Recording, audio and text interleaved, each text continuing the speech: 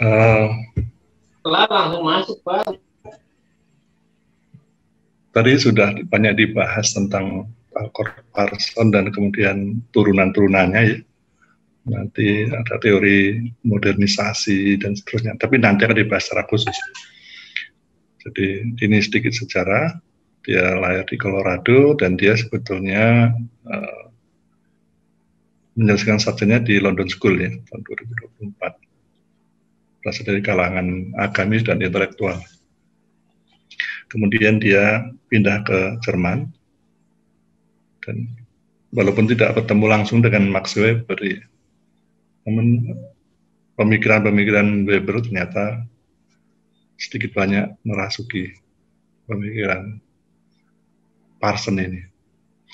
Dan konstruk teori Parson pada umumnya dikenal dengan teori sistem.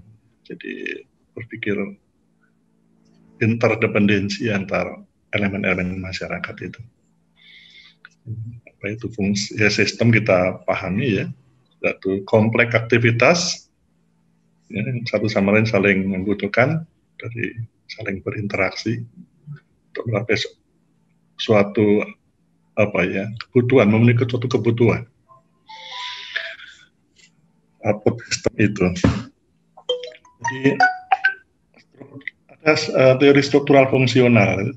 Satu hal, kalau struktural itu pendekatannya adalah biologi, yang tekanannya pada cara-cara mengorganisasikan dan mempertahankan sistem sebagai struktur yang berfungsi. Jadi ada elemen-elemen yang masing-masing berfungsi.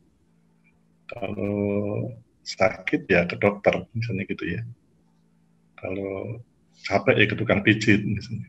Ada elemen-elemen itu. Jadi kalau mau beli sesuatu bukan ke dokter tapi ke apotek dengan obat seperti itu. Fungsional itu berkaitan dengan bahasa yang sama-sama struktur yang berfungsi juga ya. Jadi apa asumsi dari teori struktural fungsional itu? Ada 7 ciri umum yang menjadi asumsi. Yang pertama, struktur fungsional itu berlaku, dan setiap teori itu pasti ada asumsinya, berlaku apabila masyarakat dianalisis secara keseluruhan. Kita melihat secara holistik. Melihat masyarakat itu sebagai satu sistem yang terdiri dari bagian-bagian yang saling berhubungan.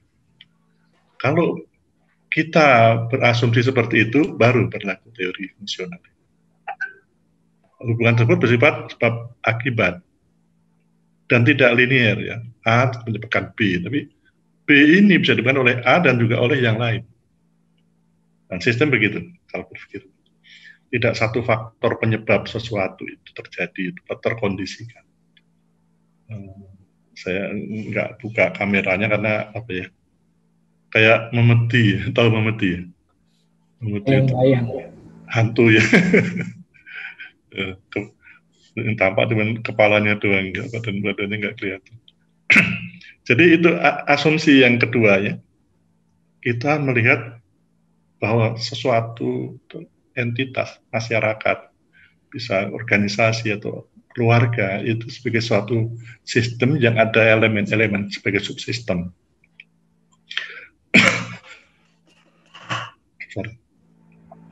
Dan suatu kondisi itu terjadi disebabkan oleh banyak faktor, tidak hanya satu sebab.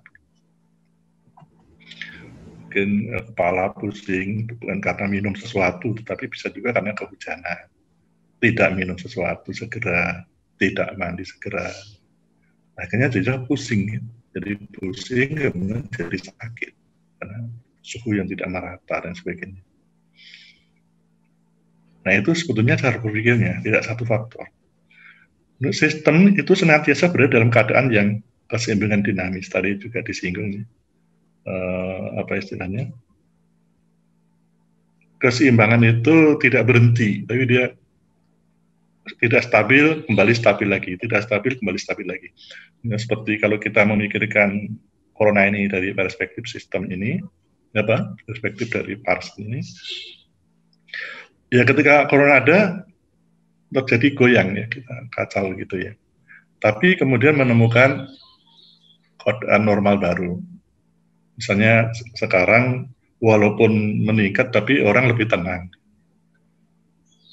Nah, untuk beradaptasi ini berapa lama akan terjadi? Disitulah kemudian pemikiran tentang adaptasi yang apatis, reaktif, proaktif, antisipatif itu kami coba kembangkan. Kita itu masih reaktif. Terjadi baru bereaksi.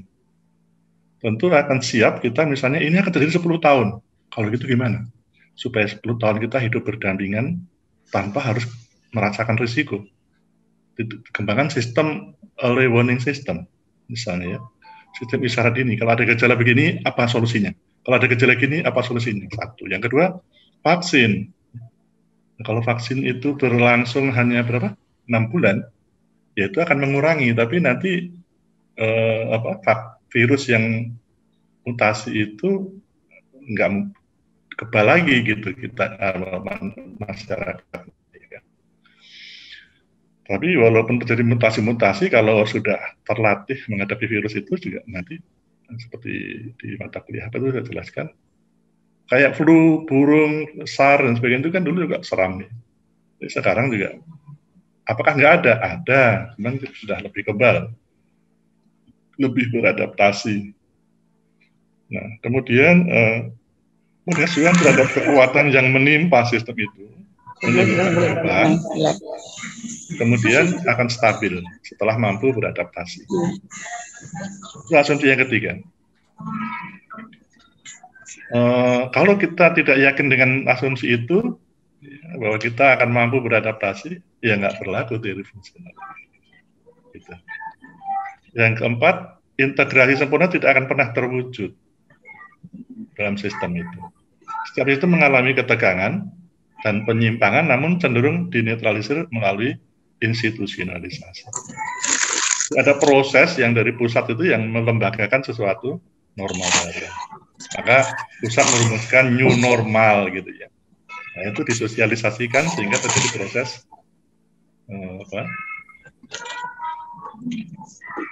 stabil kembali dalam keseimbangan yang baru.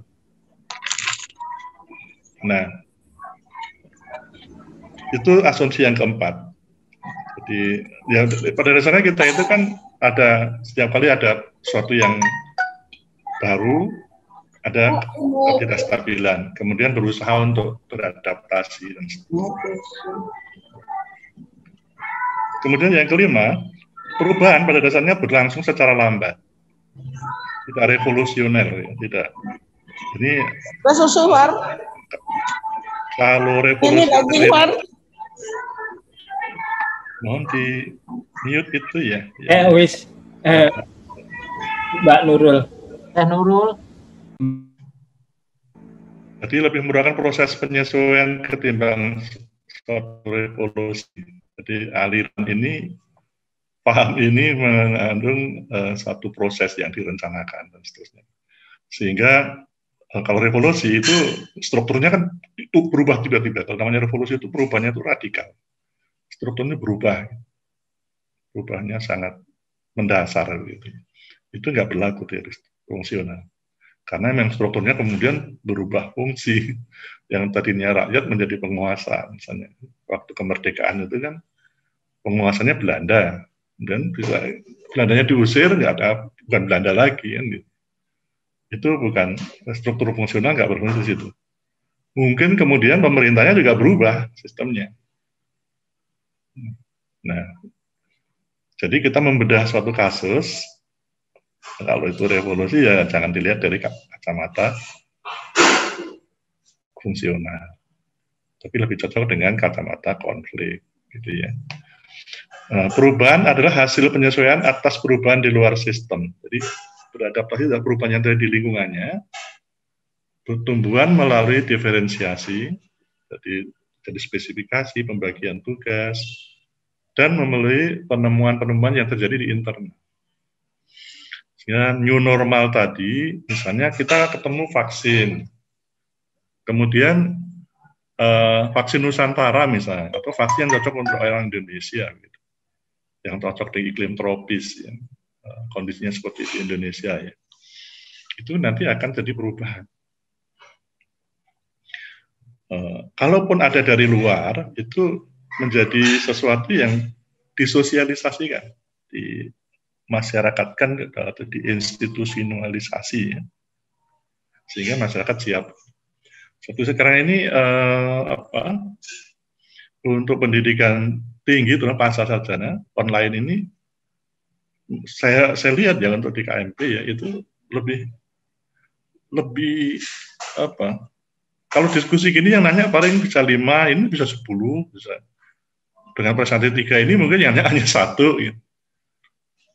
Dan kemudian yang lain bisa sambil menelusuri literatur dengan leluasa gitu.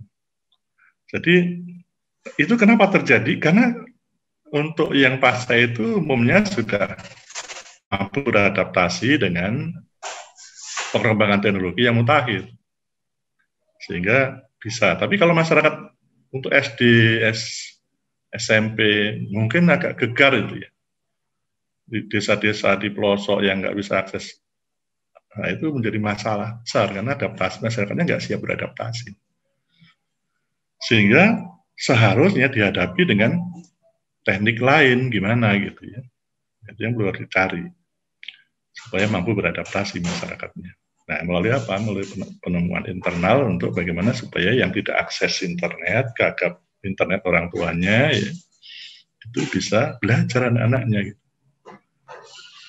Kemudian masyarakat terintegrasi melalui nilai-nilai. Nah, dengan asumsi seperti itu, maka komunikasi yang terjadi cenderung linear, sentralistik komunikasinya itu. Pusat itu sebagai sumber, ya, ke daerah, ke desa sebagai follower. Paradigmanya seperti itu. Nah, dalam perkembangannya nanti setelah kita membahas teori konflik, nanti masing-masing bergeser itu ke tengah. Yang artinya ekstrem kiri, satu ekstrem kanan, begitu ya. Nanti bertemu. Nanti akan kita bahas hal seperti itu pada next step. Jadi, teori struktural fungsional atau kita bahas dengan teori fungsional hari ini mementingkan stabilitas, sinkron, memusatkan perhatian pada akibat-akibat yang tidak diinginkan. Sehingga ini yang dikritik nanti oleh konflik. Misalnya kita gatal di kulit, kita garuk atas perintah otak kita kan, garuk tuh. Gitu. Padahal gatal itu kan banyak sebab. Nah, itu kritik terhadap teori fungsional ini. Dampaknya ini yang diatasi, gitu. Bukan penyebabnya.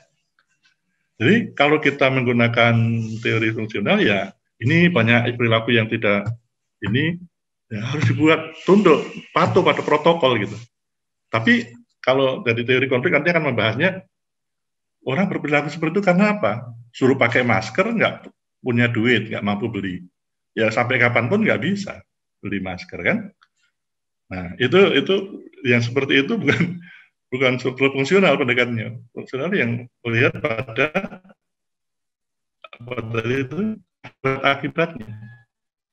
Kecuali kita melihat perilaku tidak menyediakan masker itu contohnya aja ya di masjid itu atau di gereja mungkin saya karena nggak tahu nggak pernah ke gereja itu disediakan masker sebelum disediakan orang datang mulut kosong aja gitu. Setelah sampai di masjid ambil masker. Ada donatur yang menyediakan masker. Semua pakai masker sekarang. Nah itu kan satu contoh ya bahwa sebetulnya sesuatu itu terjadi karena ada sebab. Nah sebabnya ini ada sebabnya lagi. Gitu. Nah mana yang lebih bisa diatasi dari sebab-sebab rangkaian sebab tadi? Di dalam teori fungsional sebetulnya membahas ini, hubungan sebab-sebab ini, tapi yang fokusnya itu yang muncul di permukaan itu, yang muncul di agak terlambat jadinya, bukan yang ini. Nah, belakangan tadi sudah mulai bahas BES apalagi tadi itu sudah mulai ke tengah itu. Jadi sudah mulai masuk ke sebab. Kalau dalam waktu talak Parson itu apa yang tampak itu gitu ya. Kalau misalnya kita ada luka nggak sembuh-sembuh, diobati terus. Padahal karena gula, ya harusnya mengurangi gula, gitu kan? Nah, seperti itu. Itu pada awal teori ini dikembangkan begitu. Tapi dalam perkembangannya nanti dia saling mendekat. Realis itu objektif dan bebas, ya. Artinya apa adanya dan dia terjadi sedemikian rupa, gitu. Dualistik, bahasa dan lambang-lambang, yang tadi sudah kita bahas, yang akhirnya menemukan konsep struktural fungsional itu yang sebetulnya sejalan. Sama-sama memegang prinsip teori kebenaran yang sesuai, ya, bahasa sesuai realitas, simbol-simbol juga mencerminkan apa yang ada. Kita menangkap suatu, kalau orang demam, itu kan simbol sebenarnya. Demam ini karena apa? Jadi ada makna di balik simbol yang muncul itu, fenomena yang muncul itu. Jadi sistem sosial menurut perspektif teori ini merupakan organ tubuh dari suatu organisme. Jadi ada yang berfungsi sebagai tangan, ada yang berfungsi sebagai kaki, ada yang berfungsi sebagai mata, ada yang berfungsi sebagai hidung. Jadi ada suatu pembagian tugas elemen-elemen yang berfungsi pada hal masing-masing, gitu. Yang masing-masing posisi mempunyai peranan masing-masing. Itu apa? Bagaimana memandang suatu sistem, ya, teori fungsional ini. Dan masing-masing status berperan secara selaras, serasi, dan seimbang. Sehingga struktur ini dibuat sedemikian rupa supaya dari keselarasan, keserasian, dan keseimbangan. Dirancang sedemikian rupa. Sehingga terjadilah apa yang tadi dengan kestabilan tadi. Dan fungsi sistem tadi dibahas dengan sangat baik. Ya. Jadi presentasi tiga tadi bagus semuanya, membahas teorinya dan juga kasus-kasusnya. Karena waktunya yang terbatas aja, di diskusinya terbatas juga. Kalau kasih waktu 5 jam juga enggak cukup tuh diskusinya tadi. Karena semua punya persepsi, punya pemaknaan yang berbeda-beda. Tapi mari kita samakan persepsi kita tentang teorinya itu sendiri. Yang secara teori umumnya sudah mencoba untuk menjelaskan. Apa yang dibagikan di dalam WhatsApp itu berguna dibaca. Kan tidak ngarang sendiri itu kan, itu pasti ngambil dari literatur. Kita percaya dan kita bisa dipercaya bahwa kita akan melakukan yang terbaik. Jadi fungsi adaptasi bukan pasif ya, tapi proses aktif yang dimaksud dengan Parson. Tidak menerima risiko, enggak seharusnya. Tapi dia bagaimana aktif menghadapi kemungkinan terjadinya risiko. Itu. Baru sistem itu bertahan. Kalau tidak, sistem itu ya punah. Ada goal attachment, berarti harus ada goalnya. Kemudian baru bisa kita membuat bagaimana cara mencapainya. Kayak gitu. Nah, dalam sistem itu goalnya ya output dari sistem itu. Ya, sistem ini dibangun keluarga itu sebetulnya tujuannya apa? Sakinah mawaddah warahmah, hidup yang tentram, damai, saling mengasihi, saling menyayangi, saling mengingatkan. Ya kalau itu tujuannya, kalau dikasih ingat ketika kita agak menyimpang, ya nggak usah marah kan gitu ya. Kalau goalnya samara gitu ya, sakinah mawaddah warahmah. Gitu. Tapi yang kita sering lupa dengan goal itu, sehingga attachment-nya, cara mencapainya juga jadi kurang serasi. Padahal kalau fungsional kan begitu. Maka Profesor Pujiwati Sayek itu meneliti untuk keluarga ya. Kemudian Pak Jaim Ukhrawi itu meneliti untuk kelompok tani. Jadi kemudian fungsi latensi itu fungsi pemeliharaan pola. Jadi value dan pola itu terbentuk melalui value dan norm kan ya. Melalui sesuatu yang dianggap baik itu sama orang-orang dalam sistem itu. Maka membentuk pola perilaku. Norm, itu, pedoman bagaimana berperilaku. Nah itu latensi, itu disosialisasikan. Kemudian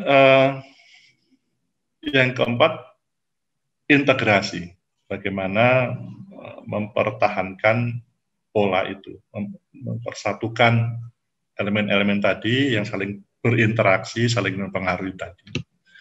Kalau 4 itu tidak ada, Ya Kak, tadi apa topiknya Pak Ahmad Junaid itu bukan akil tapi gila gitu. Kita lihat ada nggak corona ini proses adaptasi? Ada, tapi reaktif, terjadi dulu baru bereaksi. Bahkan ya ketika corona itu masih di Wuhan, masih di Eropa, Indonesia itu masih mengundang turis sebanyak-banyaknya ke Indonesia. Kan reaktif itu. Wah, harusnya kan Indonesia begitu ya, kalau lihat sifatnya tidak reaktif. Wah, siap-siap kita. Supaya nggak kena virus, kita harus bagaimana, kan gitu. Adaptasi kita ini yang bahasa anak-anak itu lelet gitu. Tapi juga nggak usah lebay gitu ya. Jadi, ya harus adaptasi yang pas gitu. Terus menduga bulan Juli waktu tahun lalu selesai. Enggak juga kan.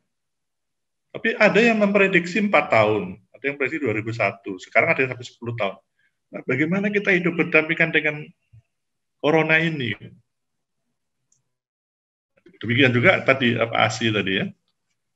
Bagaimana apakah kita biarkan ASI itu tidak dinikmati oleh keturunan kita supaya cerdas, supaya kita juga katanya kalau ASI itu tidak dipakai bisa menyebabkan apa kanker apa gitu ya.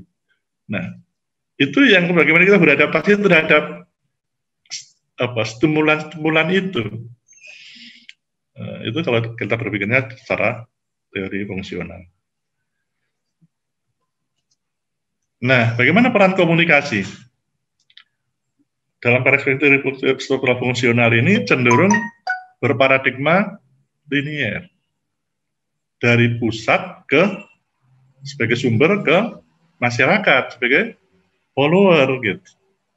Coba kita lihat. Ada di Karanganyar Solo itu yang menemukan bagaimana TV, bekas-bekas TV itu bisa digunakan gitu. Untuk sesuatu yang produktif gitu. Ditangkap, ya. Ada orang yang pernah bekerja di benih, menghasilkan benih, ditangkap. Itu kan menganggap itu mengikuti dari kita, jangan buat sendiri kan gitu. Sadar atau tidak, itu terjadi gitu. Artinya pada masa lalu, mungkin sampai sekarang masih kita berparadigma fungsional ini. Sehingga top down, walaupun sudah dibuat desentralisasi, tapi kan paradigma top down itu masih. Kenapa terjadi itu?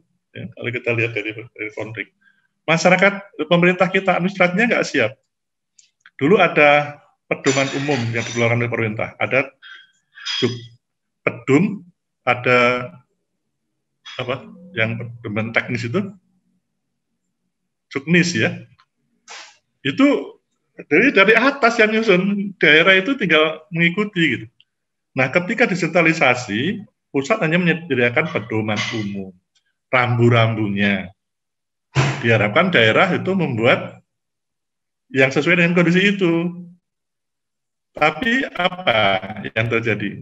Daerah mana teknisnya ini gitu. Kenapa daerah seperti itu? Karena waktu diperiksa oleh BPKP ya, BPK atau BPKP itu ya masih paradigmanya masih paradigma lama gitu ya.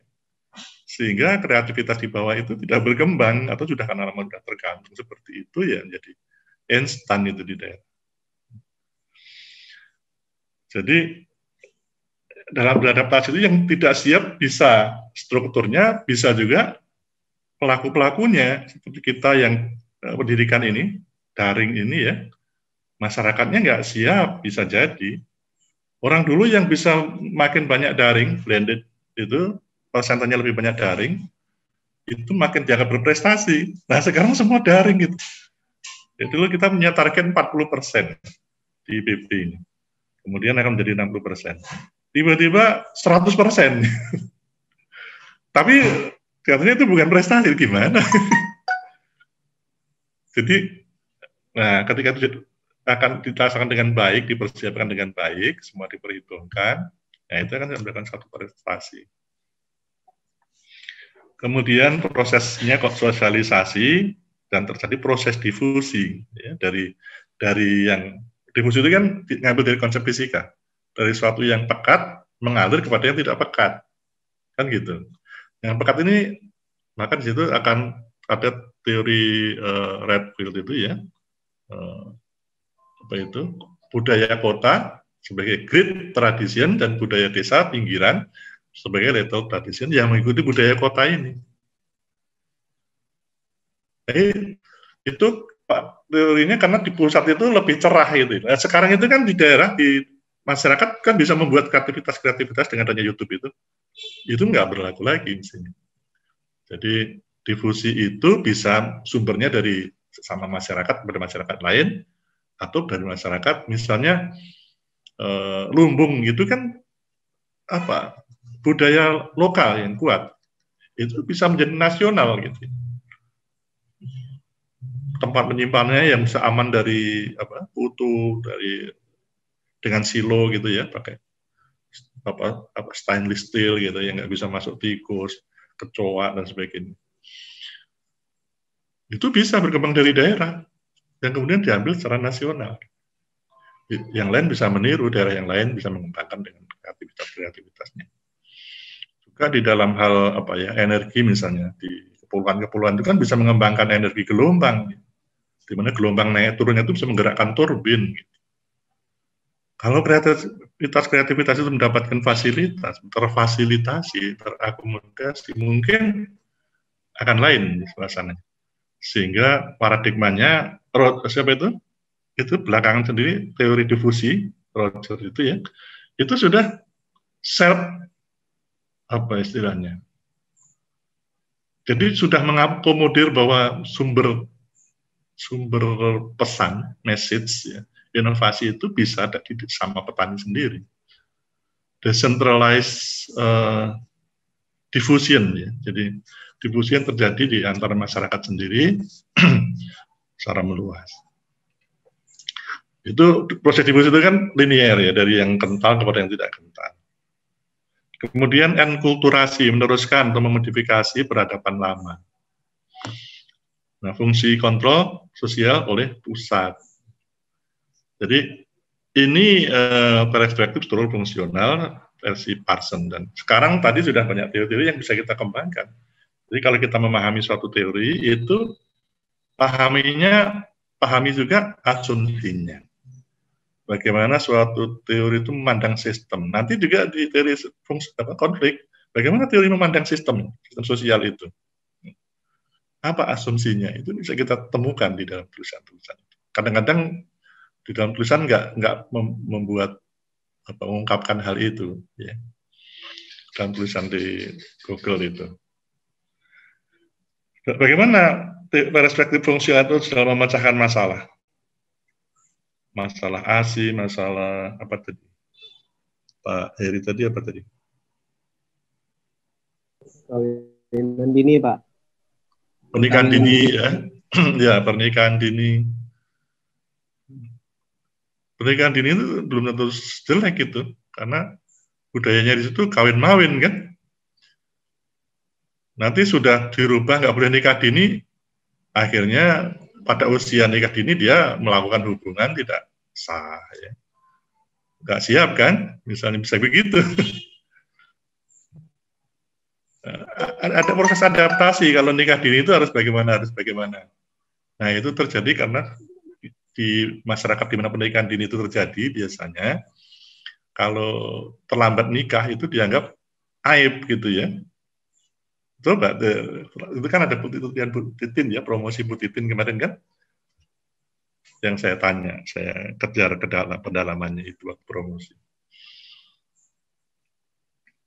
Jadi dalam memandang suatu masalah, bagian yang bermasalah harus diperbaiki, dibenahi.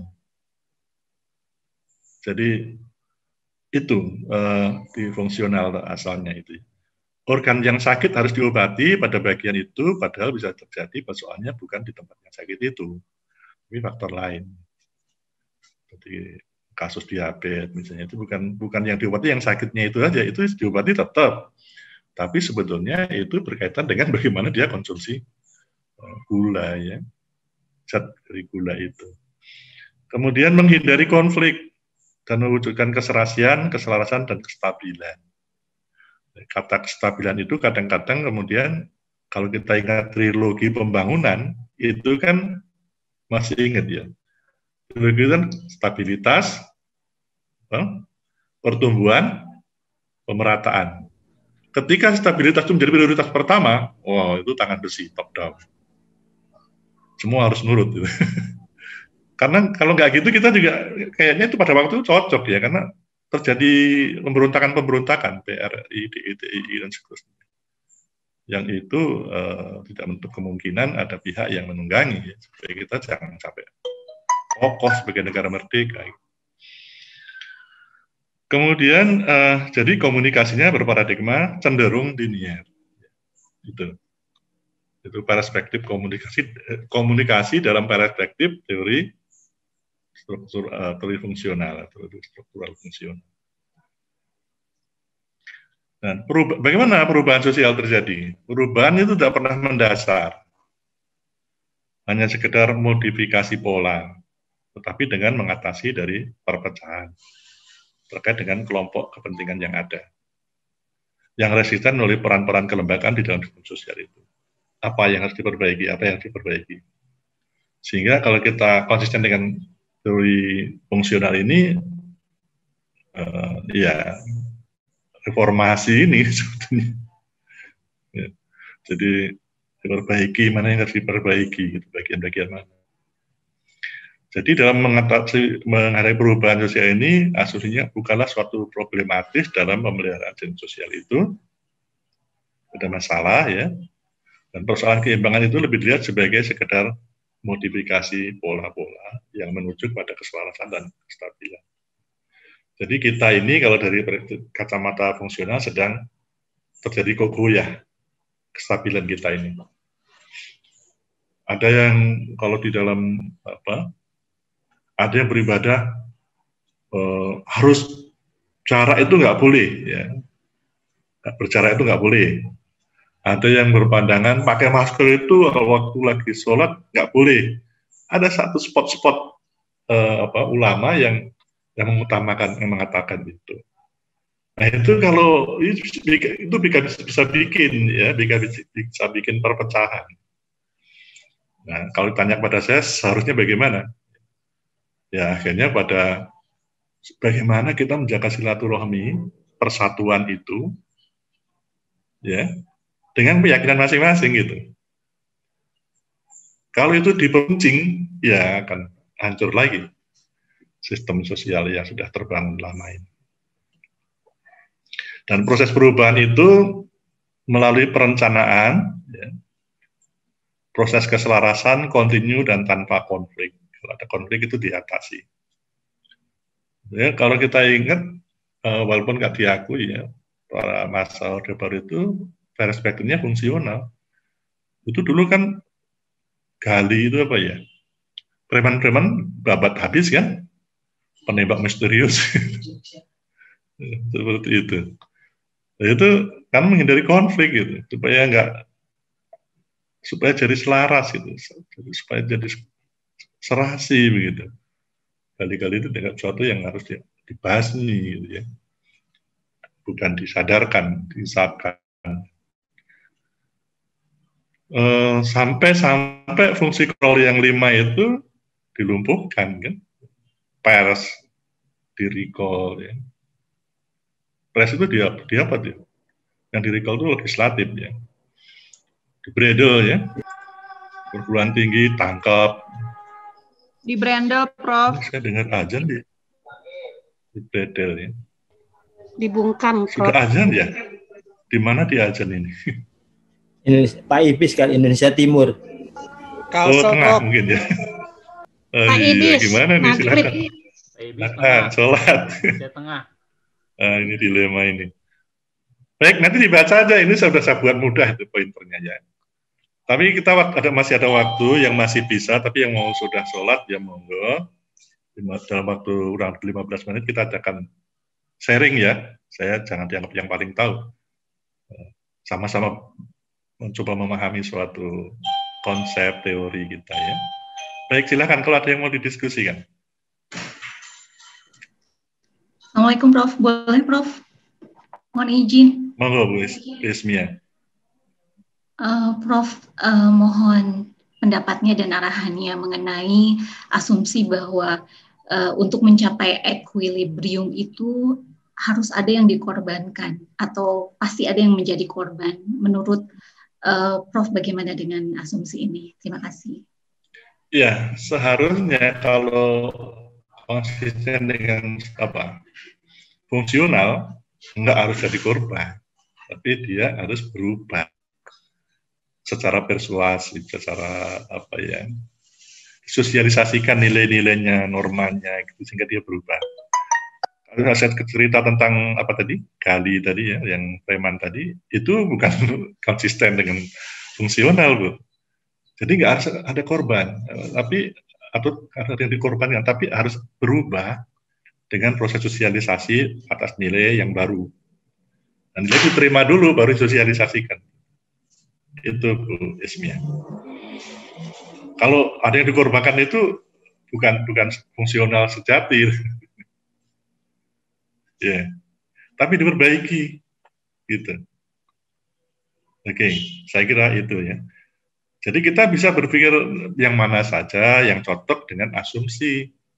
Kalau asumsinya nggak cocok, ya kita paksakan ya kacau. Gitu. Oke, baik lagi. Ada lagi? Jadi diskusi presentasi 3 tadi bagus ya. Bagus dan responnya juga kritis. Ya. Dan saya hanya konfirmasi saja. Pak Heri, silakan Pak Heri. Di literatur yang saya baca ada redaksi yang menulis teori fungsional. Kemudian ada juga teori struktural fungsional. Itu kami bertiga kemarin sama Pak Alex dan Bu Siva sempat bertanya apakah itu redaksinya itu sama pengertian atau seperti apa, Pak? Prof. Terima kasih, Prof. Sebetulnya pemikirannya sejalan Pak itu. Maka disebut sebetulnya tahap pertama itu struktural fungsional sebetulnya. Ya, sama aja. Kalau struktural itu lebih pada bagaimana menempatkan manusia, sistem sosial itu ada seperti tubuh manusia atau tubuh hewan atau organ lah, makhluk hidup gitu. Jadi ya masing-masing punya elemen yang berfungsi sesuai dengan posisinya kan gitu. Itu dari biologis. Kemudian dari bahasa kan ada kalau di Jawa itu ada unggah-ungguhnya ya. Siapa bisa mengatakan apa ya, bisa mengatakan bagaimana kan gitu. Sama Pak sebenarnya itu. Jadi istilahnya itu nama lengkapnya itu teori struktural fungsional. Ya, Prof. Terima kasih. Jadi banyak literatur itu begitu. Ya. Ya. Terima kasih, Tadi Prof. kan saya gambarkan berdampingan tadi kan. Satu fungsional dari perspektif bahasa, satu dari biologi. Tapi dalam perjalanannya sama itu. Bagaimana masing-masing menggunakan berperan sesuai dengan posisi atau statusnya gitu. Gitu. Ya kepada atasan juga kepada bapak kita nggak manggil nama kan, kalau di budaya kita kan, karena sistem sosial kita begitu. Tapi kalau di barat manggil bapaknya nama aja, iya kan? Nggak apa-apa kan, karena di situ memang budaya sistem nilai normanya begitu Pak Eri. Kita nggak menyalahkan barat, sistemnya di sana memang begitu budayanya, sistem budayanya. Gitu. Oke ya, jadi ya yang dikenal ya struktural fungsional itu. Tapi nggak apa-apa kita di sini fungsional itu sebenarnya itu membahas dua-duanya. Oke, ada lagi, silakan. Boleh Prof, izin Prof. Silakan Pak Adi. Ya, baik terima kasih. Sebagaimana disampaikan oleh Prof tadi, kalau kita mencermati pemimpin kita di Indonesia, maka mungkin yang sangat terlihat menerapkan konsep atau teori fungsional itu adalah di zamannya Pak Soeharto gitu ya, kalau zaman presiden. Dengan indikasi tadi, misalnya ketika ada bibit-bibit konflik atau bibit-bibit ketidakteraturan, maka langsung dibinasakan gitu, bukan dibina lagi. Nah, seharusnya dibina. Ya seperti itu. Nah, kemudian, iya. Tapi gini Pak Adi, sebetulnya itu Pak Harto enggak, itu binasakan enggak itu. Coba itu ditertibkan itu gitu. Enggak ada perintah dari Pak dibinasakan itu. Ya betul, Bro. Tapi yang di bawahnya itu menerjemahkan sama kan. Masyarakat dihimbau Kan itu pemerintah ya, pusat. Di lapangan dicabuti itu bibit yang nggak menggunakan bibit unggul. Sudah dihimbau, terjadi distorsi. Akhirnya dicabut itu bukan pendekatan fungsional. Ya gitu. Ya, intinya itu jok aja Prof yang tadi bina sama binasakan itu. Sebenarnya lebih ke Pak Soeharto itu menganut kan tadi stabilitas itu gitu ya. Jadi intinya kalau ada sesuatu yang dianggap akan merusak stabilitas maka segera diambil tindakan kan kira-kira begitu. Ya, dibina. Nah kemudian ketika kepemimpinan mungkin kalau Bu Mega kemudian Pak Habibie karena periodenya sebentar agak tidak terlalu kelihatan ininya. Cuma ketika berpindah ke Gus Dur misalnya maka berbeda lagi gitu. Itu cenderung Gus Dur itu dikenal punya kemampuan dalam memanage konflik sehingga justru dimunculkan seolah-olah seperti itu begitu.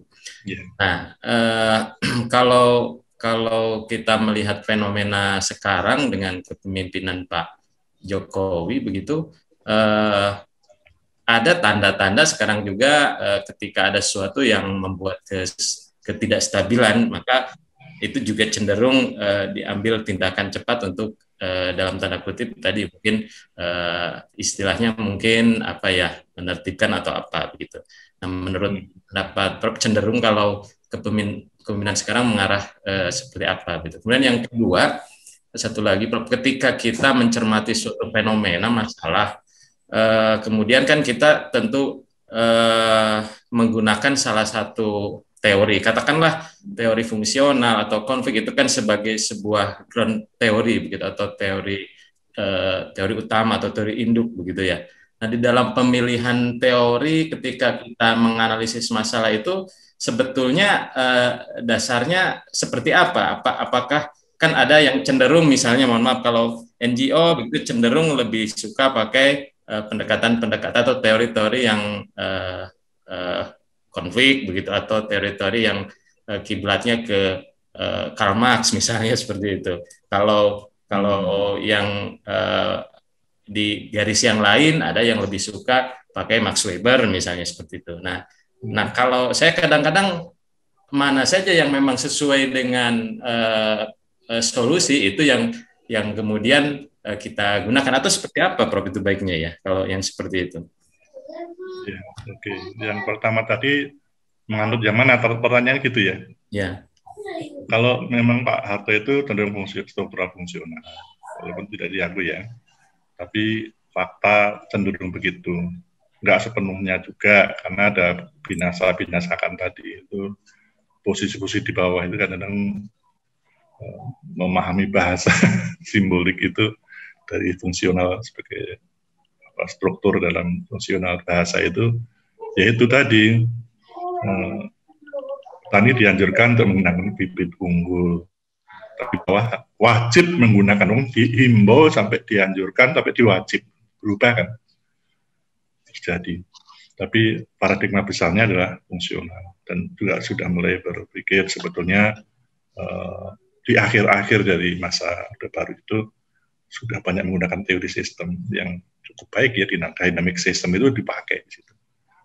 Teori siklis, teori diagram alir, Fishbone segala macam itu.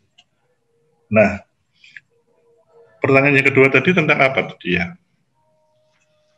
Pemilihan dalam ini kan aliran teori gitu ya, atau ground teori gitu. Ya, di era sekarang ini sudah saling mendekat ini Pak Adi. Jadi di dalam struktur fungsional itu juga sudah mulai konvergensi gitu ya. Itu kan juga konflik juga itu gitu ya. Tapi sering disebut perspektif kritis itulah pendekatan konflik karena dia Marx ya. Jadi dialektika itu. Nah, kemudian terjadi di konvergensi dalam komunikasi kayak gitu kan. Jadi dia sudah campur. Nah, ketika Gus Dur itu lebih mendekat kepada konflik, Pak Habibie juga kurang begitu jelas ya, karena transisi itu. Gus Dur juga transisi, Mega juga lebih nggak jelas lagi. Kemudian Nah, sekarang ini juga mungkin nanti ada teori baru ya, gimana teori baru itu yang merupakan perpaduan dengan, oleh karena itu nanti asumsinya yang harus dibaca. Timbul asumsi baru, kemudian teori yang baru berlaku seperti apa. Misalnya begini ya, sekarang ada buzzer ya, buzzer dilawan dengan buzzer gitu kan, buzzernya marah gitu kan, tapi penguasanya ya kalau memang itu didudukkan oleh buzzer yang lain menyeimbangkan ya jangan marah kan gitu. Kemudian di buzzer satunya lagi ini kayak disetarakan dengan Mao Zedong, siapa yang Cina itu.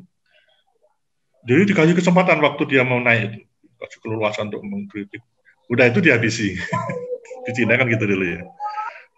Oposan-oposannya dihabisi sehingga komunisnya berlangsung secara mulus. Nah sekarang kan juga gitu, silahkan mengkritik segala macam. Karena dia menganalogkan dengan Mao Zedong, pemimpin dari Cina itu, jangan-jangan setelah kita kritik, tahu posisi kita, ya, gampang menemukan gitu. Nah, dalam satu tulisan bahasa juga saya baca, seperti zaman Belanda itu sebetulnya identitas haji itu yang memberikan itu simbol ya, bukan hajinya. Suruh pakai haji nama depannya itu sebenarnya untuk mudah mengenali ekstremisnya Belanda dulu.